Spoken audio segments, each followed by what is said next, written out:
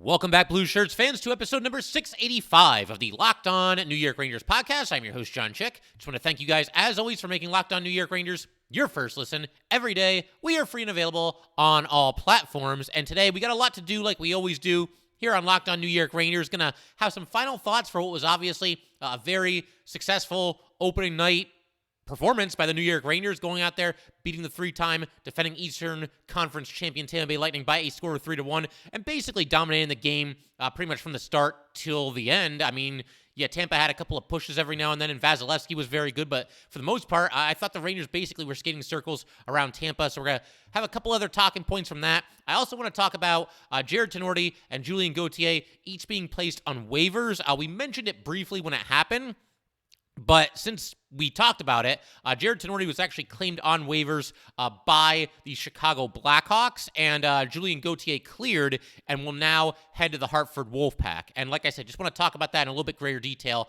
now that we have some finality with that situation there. And also going to look ahead to Thursday night's game against the Minnesota Wild. The Rangers will have their road opener, and for Minnesota, it's actually their first game of the season. So very, very curious to see how that one plays out. The puck will drop a little bit later than usual. It will drop at 8 p.m. Eastern time. So like I said, a lot to do here. And I want to start with a couple other thoughts from the game that happened last night. And, you know, we talked about Artemi Panarin a little bit in yesterday's episode, but he looked really good yesterday. And I think he probably alleviated any concerns that any Ranger fans might have had with, you know, how he played in the playoffs last year. You know, there were times where he really struggled. He admitted during an interview this preseason that, you know, he struggled with his confidence a little bit at times in the playoffs, and that's not something we're used to seeing from Artemi Panarin. But it looked like he was back to his old self.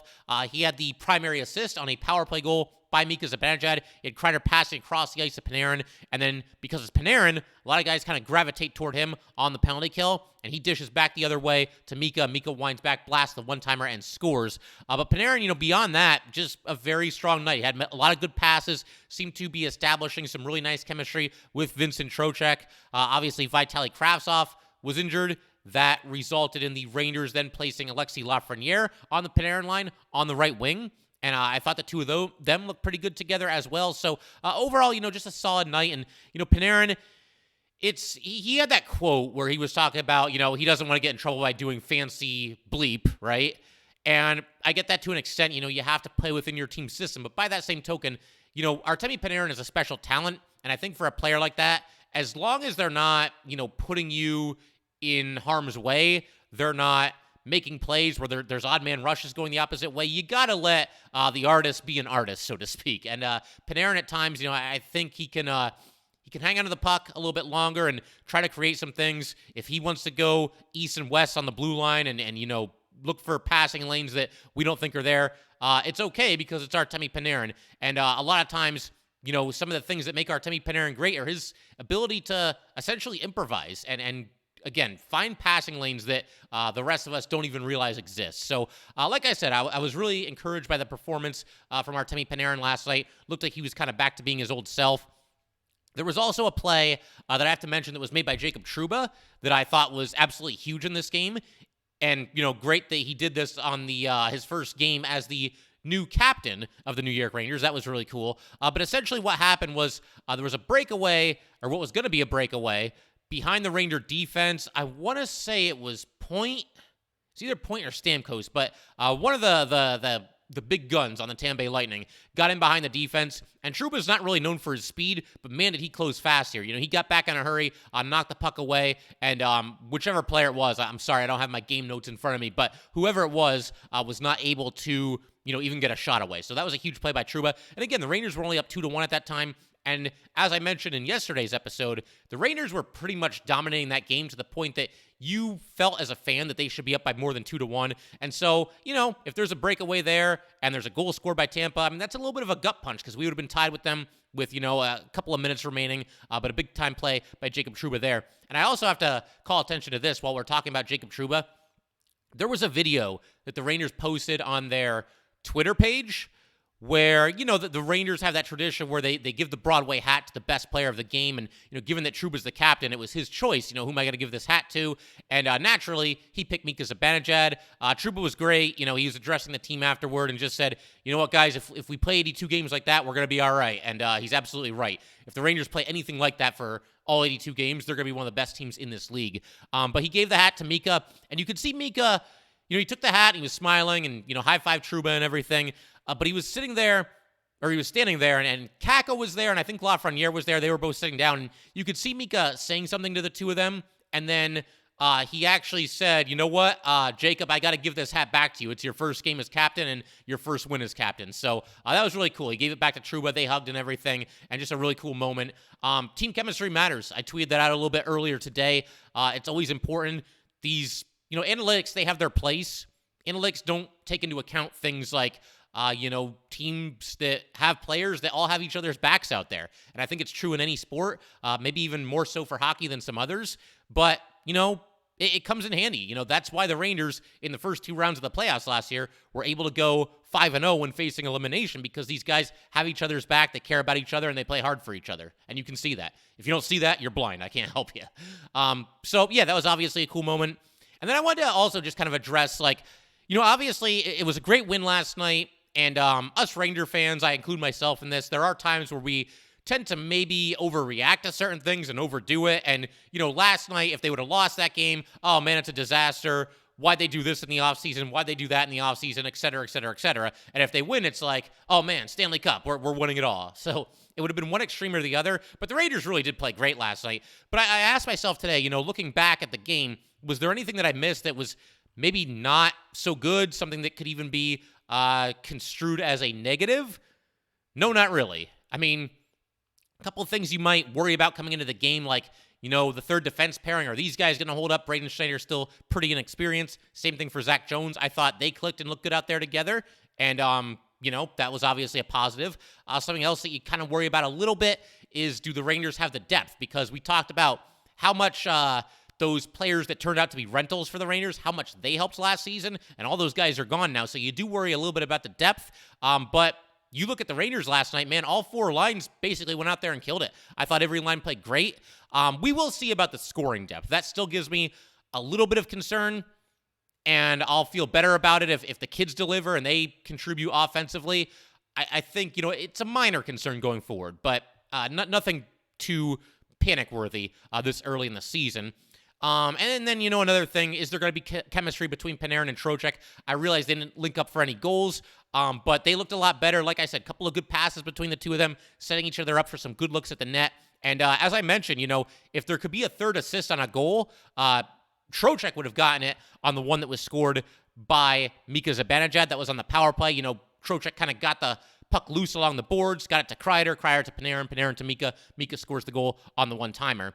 And then the only other thing is, I think a lot of people are, wondering, are we going to get more out of Kakko and Lafreniere this year? And I thought both those guys, had really good games last night, especially Kakko. He really stood out in a good way, drew a couple of penalties, and was just a nightmare for the opposition to knock off the puck.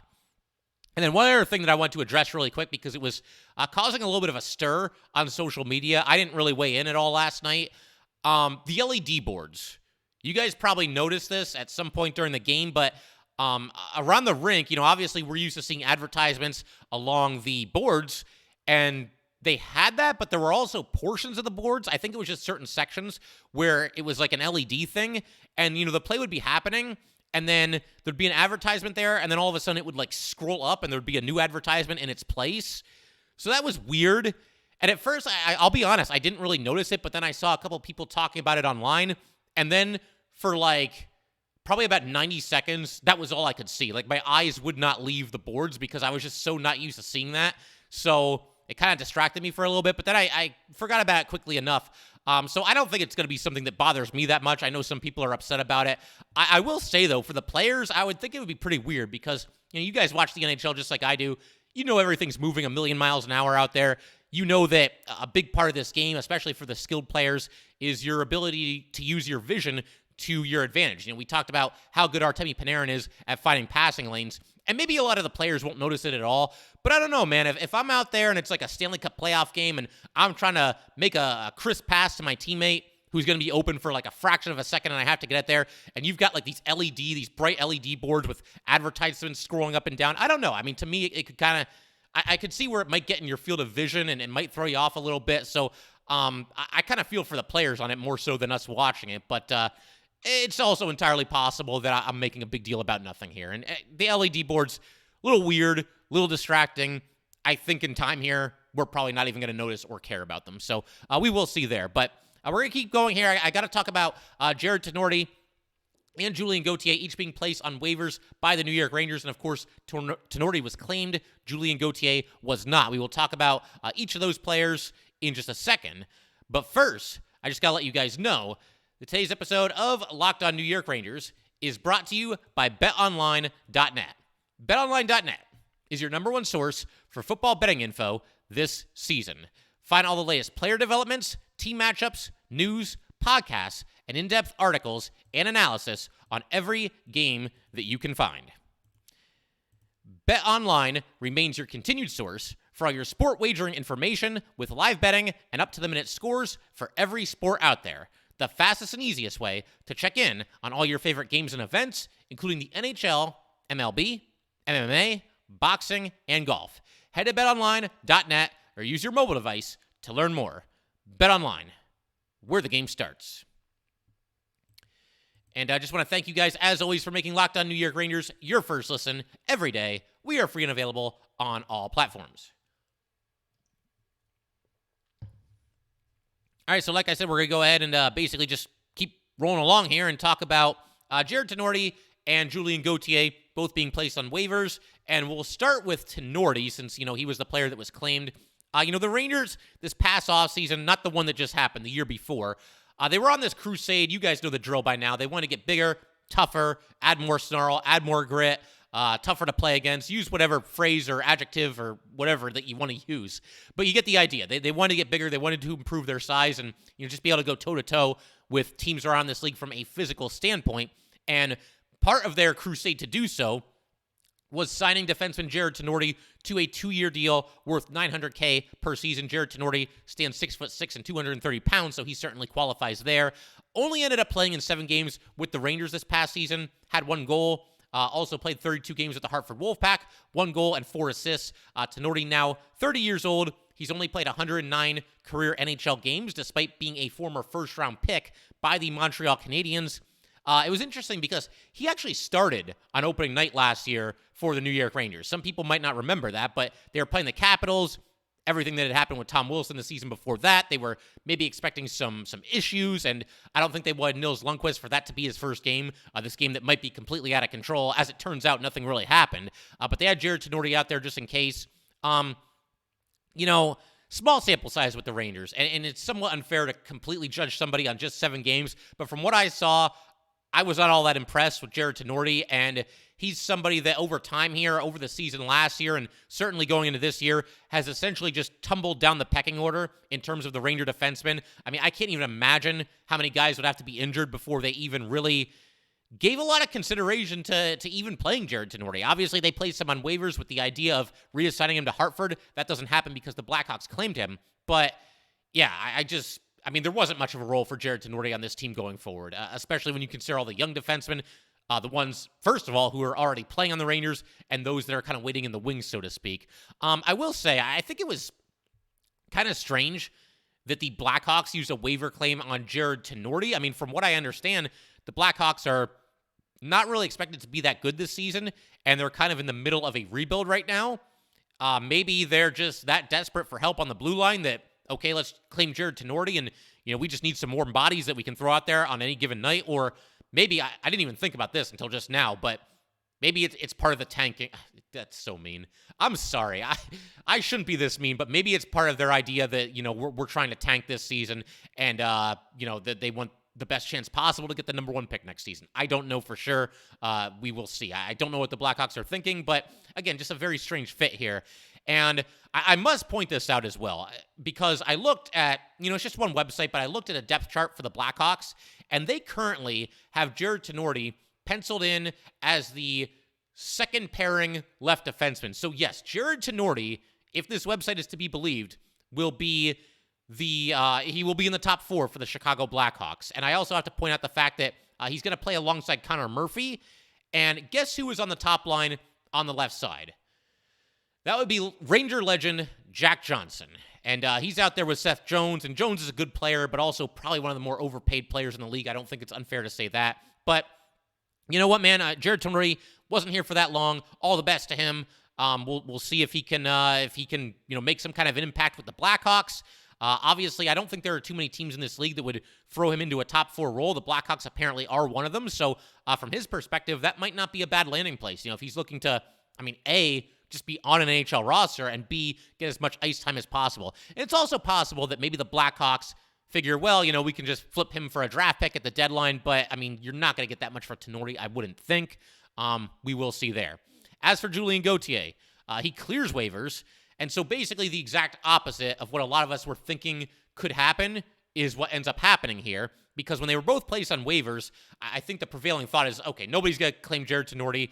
Julien Gauthier, it could go either way. Kind of a 50-50 situation.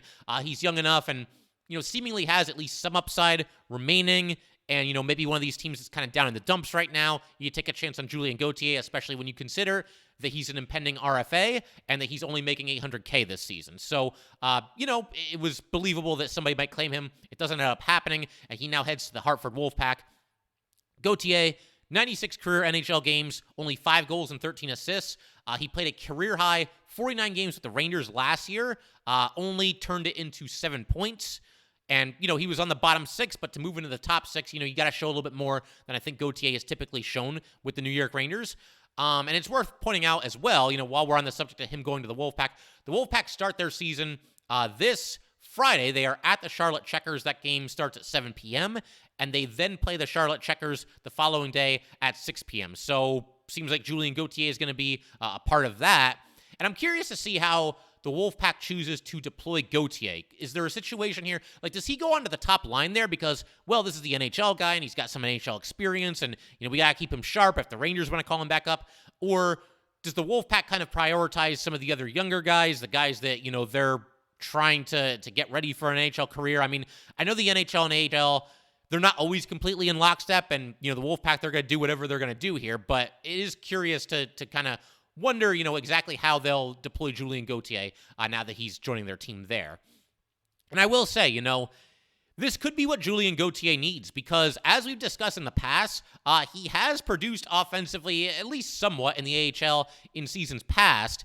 And, I got to say, Julien Gauthier is probably not very happy about this. He requested a trade from the Rangers in the preseason. He obviously did not get it, and now he's not even on an NHL roster. He heads back to the AHL. But as I just mentioned a second ago, he has produced at least somewhat in the AHL, 188 career AHL games, 69 goals, 34 assists. So that's 103 points in 188 games. And the goals are what really stand out. And basically, he's scoring a goal once every 2.5 games or so in the AHL, so that's not bad at all. And maybe there's a way for Julien Gauthier to rediscover the scoring touch here. And, we'll keep our fingers crossed that maybe he's not a lost cause after all. And maybe at some point he's back up with the Rangers, and at some point he's contributing to this team. It's also worth pointing out that for Gauthier, this will be his first AHL game since the 2019-2020 season. He was a member of the Charlotte Checkers at that time, the AHL affiliate of the Carolina Hurricanes. And so he goes back to the AHL. It's been a while for him, but again, hopefully he can kind of rediscover his game, maybe rediscover his confidence a little bit, and hopefully rediscover that scoring touch there. The other thing I want to mention about the AHL, I got an email earlier today, and I didn't really have time to look at it all that closely, but I think that the AHL is going to, AHL TV is going to essentially make all games free over the weekend here, the first weekend of the season, so you can go there, create an account, and watch the AHL. So the Wolfpack, let's see, they play, Friday and Saturday, as I mentioned, and, maybe I'll tune in for a couple of those games, and we'll talk a little bit about the Wolfpack at some point here. should be a good time. Might be nice to see how, the Wolf Pack fares in the first 2 games of the season here.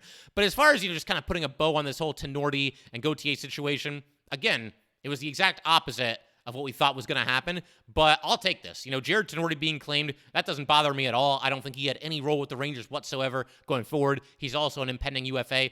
Julien Gauthier, hey, you never know. Maybe things can still work out, and maybe him going to the AHL, once again, is exactly what he needs to rediscover his game a little bit, and maybe he comes back up at some point this season and contributes to the Rangers. Stranger things have certainly happened.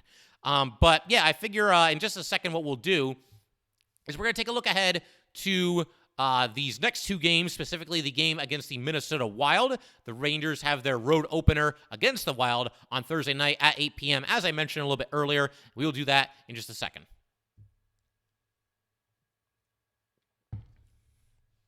All right, so like I said, the Rangers have a date with the Minnesota Wild that will be happening on Thursday night at 8 p.m.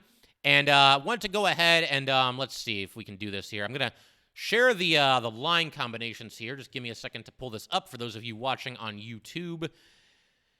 Yeah, there you go. So that was a little bit earlier today on Wednesday here. This is Thursday's episode, but we're looking at this on Wednesday. The line combinations at practice, because Vitaly Kravtsov, it sounds like, will not be available for the Rangers for either of these next 2 games, so they have to plan for life without Kravtsov for at least the next 2 here. And the Rangers rolling with a top line of Mika, Kreider, and Kakko. There's no reason to make any changes there. They go with a second line of Trocheck, centering Panarin and Lafreniere, which is what we saw at the end of this most recent game that concluded here against the Tampa Bay Lightning, and it makes sense to go with that. Like seeing Lafreniere in the top 6. You've got a third line of Philip Hedl centering Jimmy Vesey on the left wing, Barclay Goodrow on the right wing. And I got to say, I kind of feel for Philip Hedl. I think, of all the players, he probably comes out of all these changes here as the biggest loser. Not that, he can't do anything with Vesey and Goodrow, and, I respect those players, and they bring good things to the table, but he went from being part of the heralded kid line to going with 2 guys who were typically in the bottom 6 and not really known as offensive juggernauts. So I do feel for Hedl at least a little bit there. Lost both of his fellow kids on the kid line. And then the fourth line, Carpenter at center, Reeves on the right wing, just like they were on opening night. And you've got Dryden Hunt skating on the fourth line on the left wing. And he was a healthy scratch on opening night, but assuming they will be without Vitaly Kravtsov, which certainly seems like it will be the case, you can expect to see Dryden Hunt slot in there for the Rangers. And then Sammy Blais was a non-contact jersey. My understanding that he's still considered day-to-day.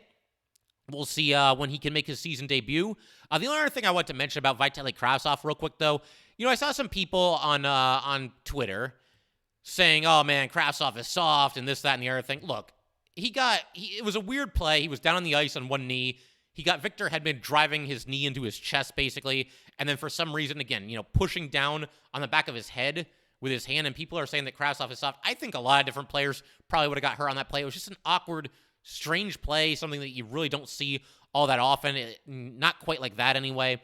So I feel for Vitaly Kravtsov, obviously out with an injury, and if you want to be, constructively critical of Vitaly Kravtsov, then that's okay. I saw some people saying, he's got to hit the gym a little more, he's got to add some muscle.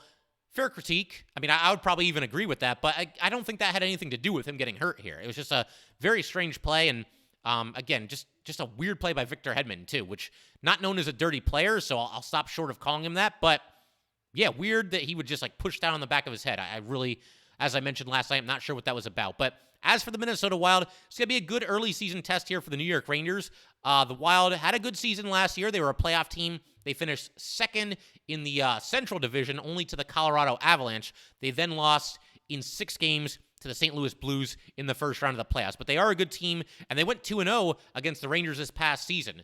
You guys will probably remember one of the games pretty vividly because it was Henrik Lundqvist night inside Madison Square Garden. The Rangers got up 2-0 in that game. Wild ended up, rallying. They go up 3-2. It looked like the Rangers had the game-tying goal with just a couple seconds left, and it was waved off in controversial fashion, so that was unfortunate. And then they also lost in Minnesota a couple of months later. Last season, they lost 5-2. Alex Georgiev started in net in that game. But it's going to be a good test. And part of the reason also why I think it's going to be a good test is this will be Minnesota's first game of the season. It's the home opener. You guys are very well aware of the fact that Minnesotians tend to eat, sleep, and breathe hockey, and they love their Minnesota Wild. And, any any fan base is going to be pretty excited about the home opener, but I think that probably goes double. You can expect a pretty electric environment there. And so the Rangers are going to have their work cut out for them. That is for sure. And, they're going to be going up against Marc-Andre Fleury, it would seem. You got that top line with Kaprizov and our old buddy Mika Zibanejad. So it's going to be an interesting game for sure. I'm also very curious to see how the Rangers deploy their goalies over this 2-game set here because, like I said in the intro, they're going to be at Minnesota on Thursday. Then they're going to be at Winnipeg on Friday. We know that Gallant doesn't like to use, Igor both games of a back-to-back. I don't think he did it a single time last season, at least not in the regular season. And so I would imagine we'll see Jaroslav Halak make his season debut, his Ranger debut in one of these 2 games here. I would think that since it's early in the season and, Igor was great on opening night, there's not really any need to give him a night off all that soon. So I would think he would probably play the first game of these 2 games in the back-to-back. Also, Minnesota, I would say, is probably the better team. So you probably want your top goalie out there. And then the next night, you go with Jaroslav Halak, and he makes his debut against the Jets. I mean, there's always, the other side of what I just said there is that, you could save Igor Shesterkin for the weaker of the 2 opponents, and then you really like your chances to win. But you know what, man? We're the New York Rangers. We're one of the best teams in the league. I think that was on display last night. I think that was on display last season as well. Go out there and go toe-to-toe with the Minnesota Wild, a very good team. They're going to go with their goalie. Obviously, Fleury's going to be in net. So, yeah, Igor versus Fleury. Go get it. Go get another win. And then Halak can play in the second game against the Jets. One other thing that I would also mention here that I think could happen, and I got to say I don't hate the idea of this. I think probably in the game against the Jets, it wouldn't be such a bad idea to give Libor Hajek a game, and I know some people are not going to be happy about that, but just hear me out. You're not going to get through the entire season, all 82 games and however many playoff games with the same 6 defensemen. So I like the idea of giving Hajek a game early in the season, just kind of get his feet wet, get into the season a little bit. I'd rather him sub into a game here and maybe just the odd game every once in a blue moon than, he has to make his season debut in a heated game against the Pittsburgh Penguins when first place in the division is on the line. I'd rather just let him get out there and get a game under his belt. We'll see if the Rangers choose to do that. If they do give Hajek a game, it's probably going to be Zach Jones that comes out. He's the least established of these 6 Ranger defensemen, and so it would probably... they both play the left side as well, and it would probably be him being the odd man out, but we will see there. And yeah, I mean, that's pretty much it for today, guys. I mean, I'm just looking forward to seeing the Rangers back in action because it's just been, it was a long off season. I think a lot of us were pretty much raring to go, for the New York Rangers season this year, especially after the success that this team enjoyed last season. And so, yeah, definitely looking forward to the next one. In our next episode, it'll be the 5th and final episode of the week for Locked On New York Rangers, and we will discuss whatever happens between the Rangers and Wild. Going to be, like I said, a really good test for this Ranger team, and definitely looking forward to that, and hopefully they can just build on what they did on opening night. But that will do it for today, guys. Once again, if you'd like to get in touch with this podcast, please send an email to lockedonnyrangers@gmail.com. Once again, that is lockedonnyrangers@gmail.com. Definitely give us a follow on Twitter as well, @LO_NY_Rangers. Once again, that is @LO_NY_Rangers. And definitely subscribe to the Locked On New York Rangers YouTube channel. Thanks again, guys. I'll see you next time. Thanks for making Locked On New York Rangers your first listen every day. Now make your second listen Locked On Fantasy Hockey. Steele Rodin and Flip Livingston bring you the fantasy edge and keep you ahead of the competition with daily updates of news, analysis, and advice Monday through Friday. Available on YouTube, Odyssey, and wherever you get your podcasts.